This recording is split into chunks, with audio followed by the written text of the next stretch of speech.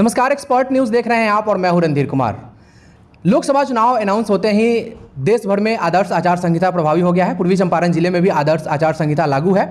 किस तरह की तैयारियां हैं चुनाव को लेकर, आगामी चुनाव को लेकर किस तरह से विधि व्यवस्था में बदलाव किए गए हैं, किस तरह की तैयारियां की गई, इस संदर्भ में बात करने के लिए इस वक्त हमारे साथ में है पूर्वी चंपारण पुलिस कप्तान कांतेश कुमार मिश्र। सर, आदर्श आचार संहिता लगने के बाद से किस तरह के चुनाव को लेकर किस तरह की तैयारियां हैं और किस तरह के बदलाव किए गए हैं जिले में?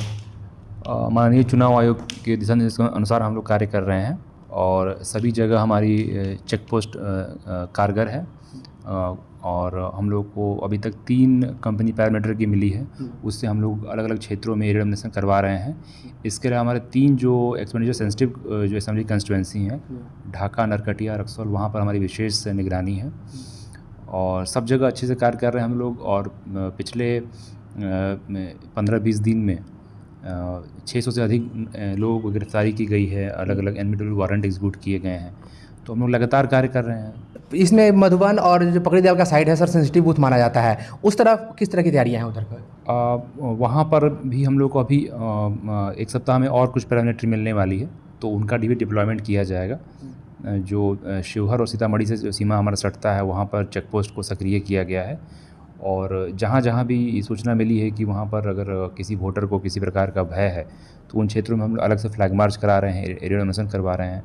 और जो एक्चुअल हम लोग का जो गोल है कि निष्पक्ष, भयमुक्त एक माहौल में चुनाव हम लोग करवा सकें। लोकसभा चुनाव या कोई भी चुनाव होता है तो अपने आप में एक चुनौतीपूर्ण हो रहता है।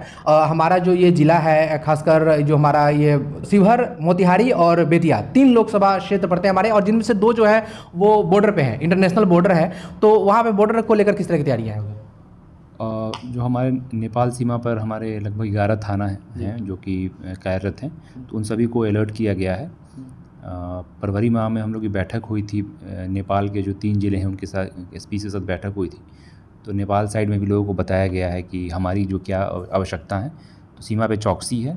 इसके अतिरिक्त एसएसबी की जो कंपनीज़ हैं बॉर्डर पे डिप्लॉयड, उनके साथ बैठक करके उनको भी अलर्ट किया गया है और विगत दिनों लगातार हम लोग कार्रवाई कर रहे हैं। और विशेष जो फोकस है कि सीमा पार से जो तस्करी हो रही है उस पर रोक लगाई जाए, तो अचीवमेंट्स भी हुए हैं। शराब भी पकड़ा गया है, भारी मात्रा में चरस भी पकड़ाया है। इसके अलावा एक अंतर्राष्ट्रीय परिप्रेक्ष्य से चाइनीज़ नागरिक को भी पकड़ा गया है जो इलीगल इमिग्रेशन का मामला बनता है। तो हम लोग लगातार अलर्ट हैं सीमा पर और उस पर चौकस बरती जा रही है। जी सर, जब आचार संहिता प्रभावी होता है तो पुलिस की भी काफ़ी चौकसी बढ़ गई है, जगह जगह चेक पॉइंट बनाया गया है, जांच हो रही है। लोग जब घर से बाहर निकलते हैं तो जो आम नागरिक हैं उन लोगों की किस तरह से निकलना चाहिए, कौन कौन से कागजात जरूरी होते हैं और किस तरह की, मतलब जो पैसे वगैरह भी लेकर निकलने का कुछ गाइडलाइन होता है, क्या गाइडलाइन है उन लोगों के लिए? उसमें है कि जो भी आप पैसा अगर लेके कैरी कर रहे हैं तो कैश का एक लिमिट दिया गया 50,000 तक। और अगर कोई भी इसके अतिरिक्त अगर आप कैश लेके चलते हैं तो आपके पास प्रूफ होना चाहिए कि आप वो डॉक्यूमेंट्री प्रूफ होना चाहिए। अगर आपने बैंक से निकाला हुआ है तो वो रसीद रखें ताकि आप प्रूफ कर पाएँ कि ये पैसा इलीगल पैसा नहीं है। और इसके अलावा जो आम दिनों में रहती हैं, जो वाहन और यातायात के संबंध में दिशा निर्देश हैं कि गाड़ी का कागज़ रहना चाहिए, इंश्योरेंस रहना चाहिए, पोल्यूशन रहना चाहिए, इसके अतिरिक्त आप का ड्राइविंग लाइसेंस रहना चाहिए। तो यातायात के जो अन्य नियम हैं वो यहाँ पर लागू हैं, लेकिन चुनाव के परिवेश में इसको और सख्ती से हम लोग लागू कर रहे हैं। वैसे लोग जिनके ऊपर कोई क्राइम रिकॉर्ड होता है, जो बेल पे या इस तरह से छूट के आए होते हैं, उन लोगों के लिए चुनाव के समय और चुनाव के दिन किस तरह की सख्ती रहती है? हम लोग जो संदिग्ध अपराधी हैं, जो जिनके ऊपर केसेस हुए हैं, तो ऐसे लोगों को चिन्हित करके उन पे जो क्राइम कंट्रोल एक्ट है, CCA है, उसके तहत प्रस्ताव भेजा गया है और ऐसे लोगों को जिला पदाधिकारी महोदय के कोर्ट में उन माध्यम से आदेश करा के जिला बदर की कार्रवाई सुनिश्चित की जाएगी। लगभग 100 के आसपास ऐसे अपराधी, जो पूर्व अपराधी जो रहे, उनको चिन्हित किया गया है। इसके अलावा कुछ अपराधी जो जेल में हैं, उनको अगर सस्पेक्ट है कि वो बाहर आ सकते हैं, तो उनके विरुद्ध उनको जेल में रहने के लिए हम लोग एक अलग सा एक प्रस्ताव भेजें। CCA की तरह ही वो भी एक CCA के अंदर ही वो एक प्रावधान है, उसका भी प्रस्ताव हम लोग भेज रहे हैं। इसके अलावा गुंडा परेड हम लोग करवा रहे हैं। बहुत सारे जो गुंडा तत्व हैं अलग अलग मामलों में उनकी थाना स्तर से की जा रही है।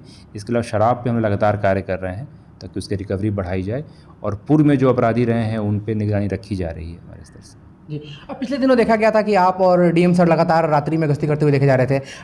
विभिन्न चेक पोस्टों पर जाकर सर किस तरह से निगरानी रखी जा रही है?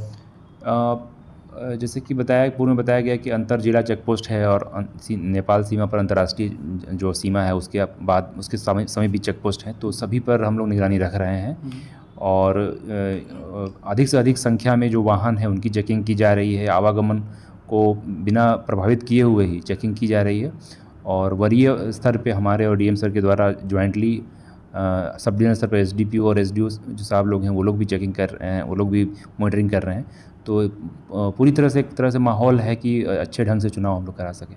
जी, चुनाव का जो समय आता है उस समय पे तरह तरह के फोर्स को बुलाया जाता है। अपने ज़िले में कौन कौन से फोर्स उस बूथ पे देखने को मिलेंगे? माननीय चुनाव आयोग के आलोक में हम लोग अलग अलग जगह डेपुटेशन करने की बात है। लगभग 3496 हमारे जो बूथ्स हैं, तो उस पर केंद्रीय प्रतिनिधि भी होगी, जिला स्तर से भी होगी, और उनका एक गाइडलाइंस है, उसके अनुरूप हम लोग करेंगे। इसके अलावा सेक्टर में अलग अलग हर कुछ बूथ मिला के एक सेक्टर होता है, फिर जोनल लेवल डिप्लॉयमेंट होता है। इसके अलावा हर अनुमंडल में 3 से 4 क्यूआरटीज़ होंगी। चेक पोस्ट पर जो सील किया जाता है चुनाव से लगभग 48 घंटे पहले, वो भी रहेगा। बहुत जगह हम लोग सीसीटीवी के माध्यम से निगरानी रखेंगे। तो हर तरह से तकनीक का इस्तेमाल भी कर रहे हैं, और बाकी सी विजिल ऐप और अन्य माध्यम से लोग शिकायत दर्ज करा सकते हैं। इसके अलावा हमारे कंट्रोल रूम में भी आप लोग किसी प्रकार की भी सूचना दे सकते हैं। तो हम लोग निश्चित रूप से तैयारी और 1 महीना में और पुख्ता तैयारी की जाएगी कि बिल्कुल निष्पक्ष और शांतिपूर्ण चुनाव हम लोग करा सकें। बहुत बहुत धन्यवाद सर। बहुत बहुत धन्यवाद। तो पूर्वी चंपारण पुलिस कप्तान कांतेश कुमार मिश्र इस वक्त हमारे साथ में थे। अभी के लिए फिलहाल इतना ही। आप बने रहिए हमारे साथ और देखते रहिए एक्सपर्ट न्यूज़, आपकी आवाज़। नमस्कार।